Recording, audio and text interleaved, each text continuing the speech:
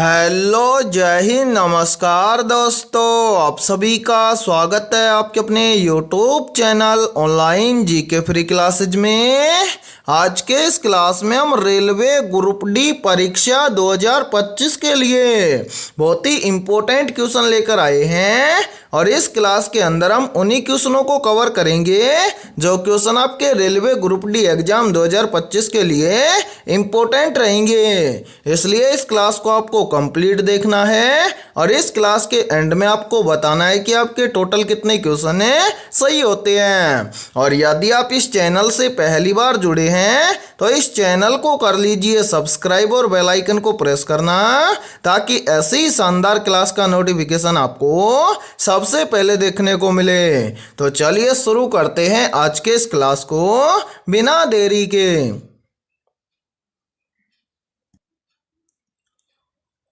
पहला प्रश्न है आप सभी के सामने, निम्न में से किस वैज्ञानिक ने इलेक्ट्रॉन की खोज की थी? ऑप्शन ए वैज्ञानिक जे थॉमसन ने, ऑप्शन बी वैज्ञानिक जॉन डाल्टन ने, ऑप्शन सी है वैज्ञानिक आइंस्टीन ने और ऑप्शन डी है इनमें से कोई नहीं। तो यहाँ पर देखिए इन चारों में से करेक्ट आंसर हो जाएगा सभी का ऑप्शन है ए, यानी कि वैज्ञानिक जे थॉमसन ने इलेक्ट्रॉन की खोज की थी। तो पहले प्रश्न के अंदर करेक्ट आंसर हो जाएगा सभी का ऑप्शन है ए। तो चलिए फिर अगला प्रश्न देखते हैं। दूसरा प्रश्न है आप सभी के सामने, निम्न में से हिंद स्वराज पुस्तक किसने लिखी थी? ऑप्शन ए भगत सिंह ने, ऑप्शन बी है महात्मा गांधी ने, ऑप्शन सी है बाल गंगाधर तिलक ने और ऑप्शन डी है सुभाष चंद्र बोस ने। तो जल्दी से बताइए इन चारों में से करेक्ट आंसर क्या होगा। आपसे पूछा गया है कि हिंद स्वराज पुस्तक किसने लिखी थी। तो यहाँ पर देखिए इन चारों में से करेक्ट आंसर हो जाएगा सभी का ऑप्शन है बी, यानी कि हिंद स्वराज पुस्तक लिखी थी महात्मा गांधी ने। तो दूसरे प्रश्न के अंदर करेक्ट आंसर हो जाएगा सभी का ऑप्शन है बी। तो चलिए फिर अगला प्रश्न देखते हैं। तीसरा प्रश्न है आप सभी के सामने, किस भारतीय वैज्ञानिक को मिसाइल मैन कहा जाता है? मोस्ट इंपोर्टेंट प्रश्न है ये। तो जल्दी से बताइए इन चारों में से करेक्ट आंसर क्या होगा। आपसे पूछा गया है कि किस भारतीय वैज्ञानिक को मिसाइल मैन कहा जाता है। तो यहाँ पर देखिए इन चारों में से करेक्ट आंसर हो जाएगा सभी का ऑप्शन है बी, यानी कि भारतीय वैज्ञानिक एपीजे अब्दुल कलाम को मिसाइल मैन कहा जाता है। तो तीसरे प्रश्न के अंदर करेक्ट आंसर हो जाएगा सभी का ऑप्शन है बी। और मेरे भाई यहाँ पर देखिए आप सभी के लिए बहुत ही इंपॉर्टेंट सूचना है। यदि आप पहली बार के अंदर रेलवे ग्रुप डी एग्जाम 2025 को क्रैक करना चाहते हैं तो हमने आपके रेलवे ग्रुप डी एग्जाम 2025 के लिए जीके, जीएस, साइंस, मैथमेटिक्स और रीजनिंग के यानी कि ऑल सब्जेक्ट के ऊपर टॉपिक वाइज लगभग 21,000 प्लस मोस्ट इंपोर्टेंट क्वेश्चनों का पीडीएफ सेट तैयार किया है। यदि आप ये पीडीएफ सेट लेना चाहते हैं तो आप हमारे इस व्हाट्सएप नंबर पर कांटेक्ट करके ले सकते हैं। और इस पीडीएफ सेट की प्राइस हमने रखी है मात्र और मात्र 51 रुपए, यानी कि 21,000 प्लस मोस्ट इंपोर्टेंट क्वेश्चनों का पीडीएफ सेट आपको ओनली फॉर 51 रुपए के अंदर दिया जाएगा। और मैं आप सभी को एक गारंटी देता हूं, यदि आप रेलवे ग्रुप डी एग्जाम 2025 से पहले यदि आप इन 21,000 क्वेश्चनों को अच्छे से तैयार कर लेते हो तो आप पहली बार के अंदर रेलवे ग्रुप डी एग्जाम 2025 को क्रैक कर जाओगे। और मेरे भाई ये सभी क्वेश्चन आपको सॉल्यूशन के साथ में मिलने वाले हैं। तो जल्दी से जाइए और इस व्हाट्सएप नंबर पर आप कांटेक्ट करके इस पीडीएफ सेट को ले लीजिए और एग्जाम से पहले अपनी तैयारी को भी मजबूत बना लीजिए। ठीक है, तो चलिए फिर अगला प्रश्न देखते हैं। चौथा प्रश्न है आप सभी के सामने, भारत में पहला रेलवे ट्रैक कहाँ बिछाया गया था? मोस्ट इंपोर्टेंट प्रश्न है ये। तो यहाँ पर देखिए इन चारों में से करेक्ट आंसर हो जाएगा सभी का ऑप्शन है ए, यानी कि भारत में पहला रेलवे ट्रैक बिछाया गया था मुंबई से ठाणे के बीच में। तो चौथे प्रश्न के अंदर करेक्ट आंसर हो जाएगा सभी का ऑप्शन है ए। और मेरे भाई यहाँ पर देखिए यहीं से एक क्वेश्चन और बनता है और ये क्वेश्चन भी बार बार एग्जाम के अंदर रिपीट होता है।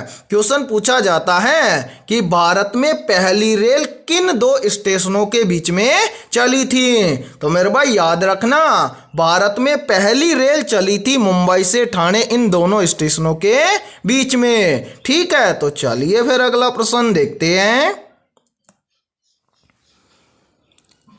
पांचवा प्रश्न है आप सभी के सामने, सबसे अधिक खनिज तेल किस राज्य में पाया जाता है। ऑप्शन ए गुजरात राज्य में, ऑप्शन बी है महाराष्ट्र राज्य में, ऑप्शन सी है राजस्थान राज्य में और ऑप्शन डी है असम राज्य में। तो यहाँ पर देखिए इन चारों में से करेक्ट आंसर हो जाएगा सभी का ऑप्शन है सी, यानी कि सबसे अधिक खनिज तेल पाया जाता है राजस्थान राज्य में। तो पांचवें प्रश्न के अंदर करेक्ट आंसर हो जाएगा सभी का ऑप्शन है सी। और मेरे भाई यहाँ पर देखिए यहीं से एक क्वेश्चन और बनता है और ये क्वेश्चन भी काफी बार एग्जाम के अंदर पूछा जाता है कि भारत का क्षेत्रफल की दृष्टि से सबसे बड़ा राज्य कौन सा है। तो याद रखना भारत का क्षेत्रफल की दृष्टि से सबसे बड़ा राज्य है राजस्थान। ठीक है, और यहीं से देखिए एक क्वेश्चन और बनता है और ये क्वेश्चन भी बार बार एग्जाम के अंदर रिपीट होता है। पूछा जाता है कि काजीरंगा राष्ट्रीय उद्यान किस राज्य में स्थित है। तो याद रखना काजीरंगा राष्ट्रीय उद्यान असम राज्य में स्थित है। इसी के साथ में यहीं से एक क्वेश्चन और बनता है और ये क्वेश्चन भी काफी बार एग्जाम के अंदर रिपीट होता है। प्रश्न पूछा जाता है कि एक सींग वाले गैंडे किस राज्य में पाए जाते हैं। तो याद रखना एक सींग वाले गैंडे पाए जाते हैं भारत के असम राज्य में। ठीक है, तो चलिए फिर अगला प्रश्न देखते हैं। छठा प्रश्न है आप सभी के सामने, किस भारतीय महिला को भारत कोकिला कहा जाता है। ऑप्शन ए लता मंगेशकर को, ऑप्शन बी है सरोजिनी नायडू को, ऑप्शन सी है मीराबाई को और ऑप्शन डी है रानी लक्ष्मीबाई को। तो जल्दी से बताइए इन चारों में से करेक्ट आंसर क्या होगा। आपसे पूछा गया है कि किस भारतीय महिला को भारत कोकिला कहा जाता है।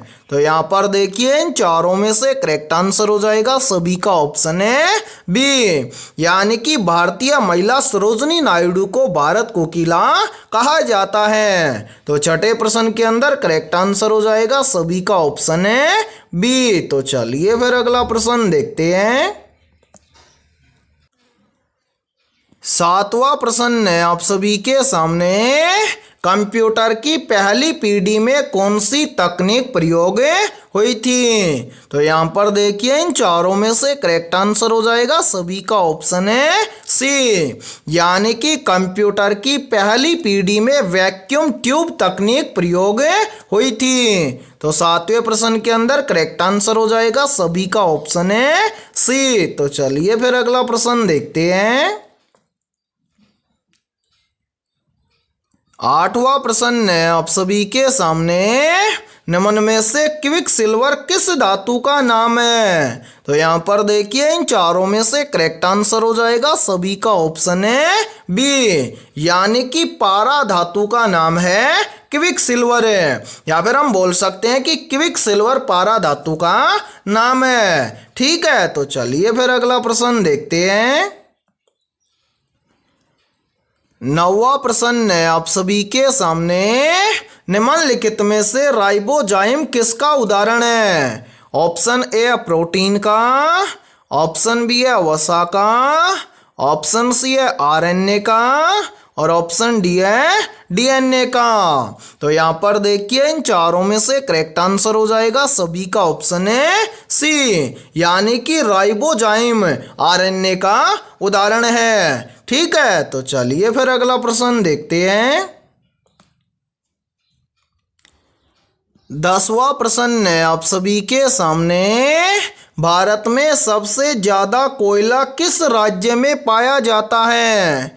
ऑप्शन ए झारखंड राज्य में, ऑप्शन बी है उड़ीसा राज्य में, ऑप्शन सी है छत्तीसगढ़ राज्य में और ऑप्शन डी है पश्चिम बंगाल राज्य में। तो यहाँ पर देखिए इन चारों में से करेक्ट आंसर हो जाएगा सभी का ऑप्शन है ए, यानी कि भारत में सबसे ज्यादा कोयला पाया जाता है झारखंड राज्य में। तो 10वें प्रश्न के अंदर करेक्ट आंसर हो जाएगा सभी का ऑप्शन है ए।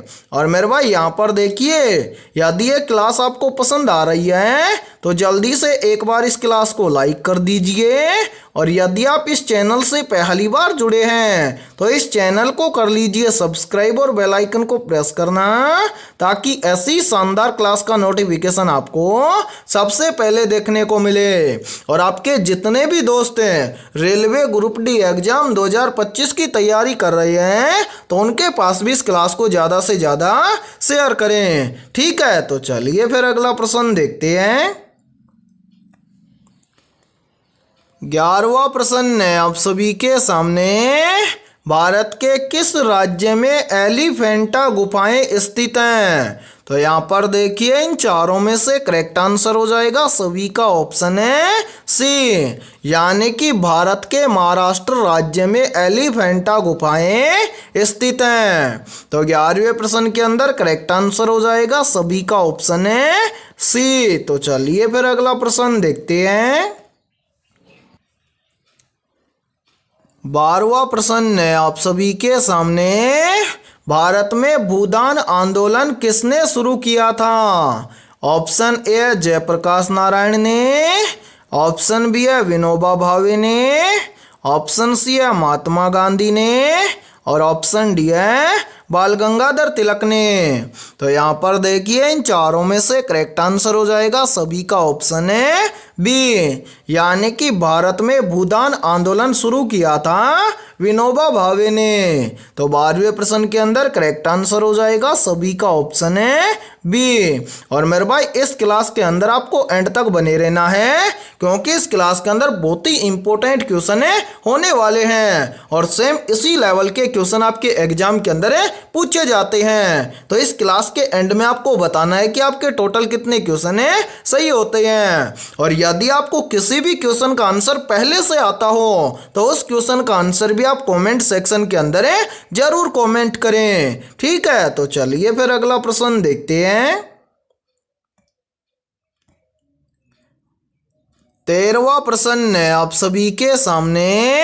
किस विटामिन में कोबाल्ट धातु पाई जाती है? ऑप्शन ए है विटामिन ए में, ऑप्शन बी है विटामिन B1 में, ऑप्शन सी है विटामिन B12 में और ऑप्शन डी है विटामिन डी में। तो जल्दी से बताइए इन चारों में से करेक्ट आंसर क्या होगा? आपसे पूछा गया है कि किस विटामिन में कोबाल्ट धातु पाई जाती है। तो यहाँ पर देखिए इन चारों में से करेक्ट आंसर हो जाएगा सभी का ऑप्शन है सी, यानी कि विटामिन B12 में कोबाल्ट धातु पाई जाती है। तो 13वें प्रश्न के अंदर करेक्ट आंसर हो जाएगा सभी का ऑप्शन है सी। ठीक है, तो चलिए फिर अगला प्रश्न देखते हैं।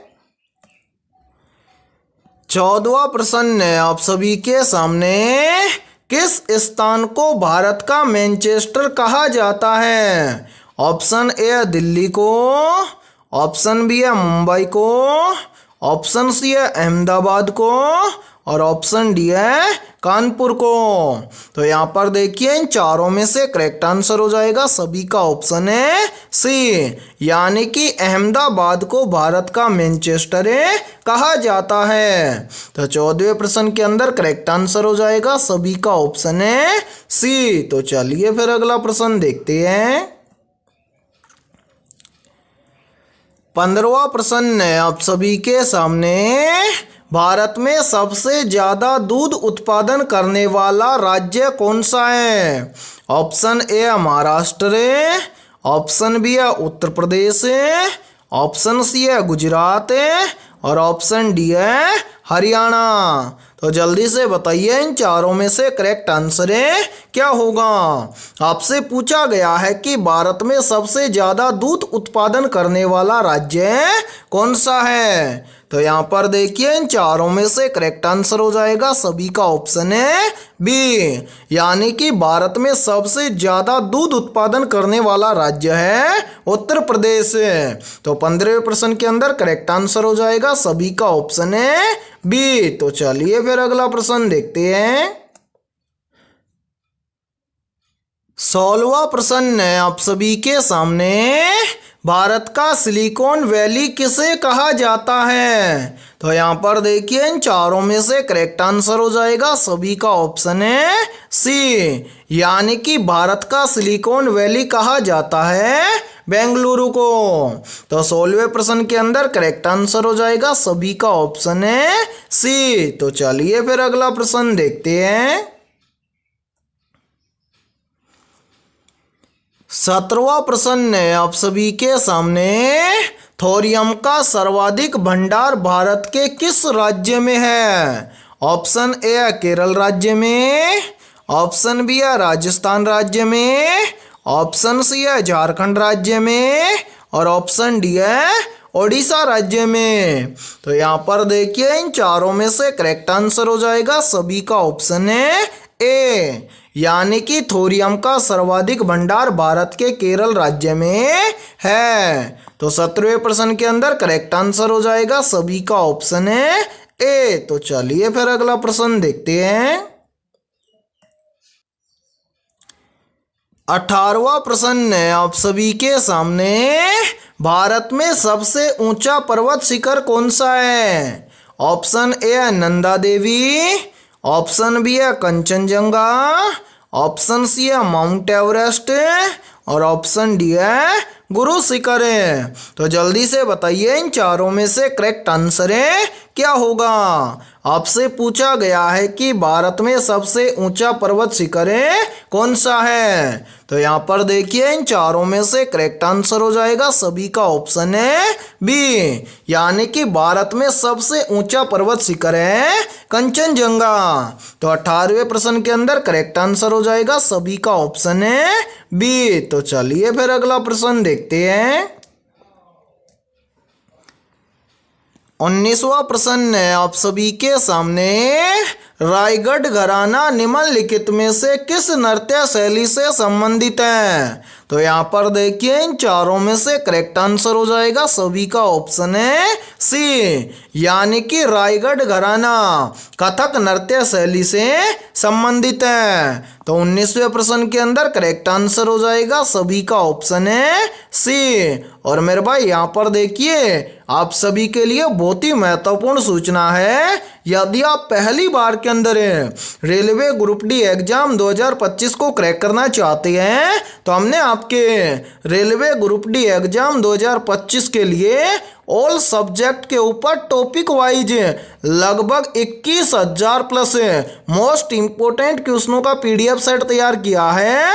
यदि आप ये पीडीएफ सेट लेना चाहते हैं तो आप हमारे इस व्हाट्सएप नंबर पर कांटेक्ट करके ले सकते हैं। व्हाट्सएप नंबर है 7374826893। ये हमारा व्हाट्सएप नंबर है। इस व्हाट्सएप नंबर पर आप कांटेक्ट करके इस पीडीएफ सेट को ले सकते हैं। और मेरे भाई इस पीडीएफ सेट की प्राइस हमने रखी है मात्र और मात्र 51 रुपये, यानी कि 51 रुपये की फीस के अंदर आपको 21,000 प्लस मोस्ट इंपोर्टेंट क्वेश्चनों का पीडीएफ सेट दिया जाएगा।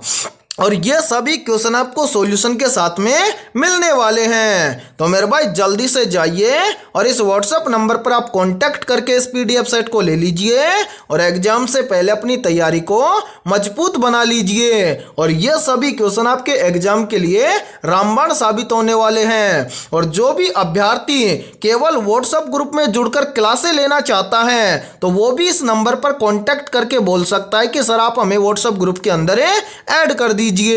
ठीक है, तो चलिए फिर अगला प्रश्न देखते हैं। 20वां प्रश्न है आप सभी के सामने।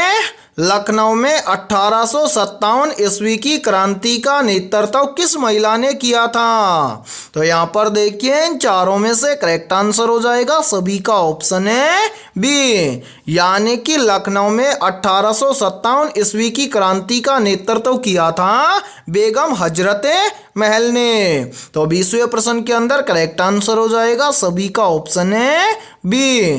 तो मेरे भाई आज की इस क्लास के अंदर इतना ही। यदि ये क्लास आपको पसंद आई है तो जल्दी से एक बार इस क्लास को लाइक कर दीजिए, और यदि आप इस चैनल से पहली बार जुड़े हैं तो इस चैनल को कर लीजिए सब्सक्राइब और बेल आइकन को प्रेस करना, ताकि ऐसी शानदार क्लास का नोटिफिकेशन आपको सबसे पहले देखने को मिले। और आज की इस क्लास के अंदर हमने 20 बहुत ही इंपॉर्टेंट क्वेश्चन करवाए हैं। इन 20 में से आपके कितने क्वेश्चन सही हुए हैं सभी को कमेंट सेक्शन के अंदर कमेंट करके बताना है। और जिन भी अभ्यर्थियों के इन 20 में से लगभग 18 प्लस क्वेश्चन सही हुए हैं तो समझना उनकी तैयारी बेहतर है। तो फिर मिलते हैं ऐसे ही बेहतरीन क्वेश्चनों के साथ सुबह 7 बजे।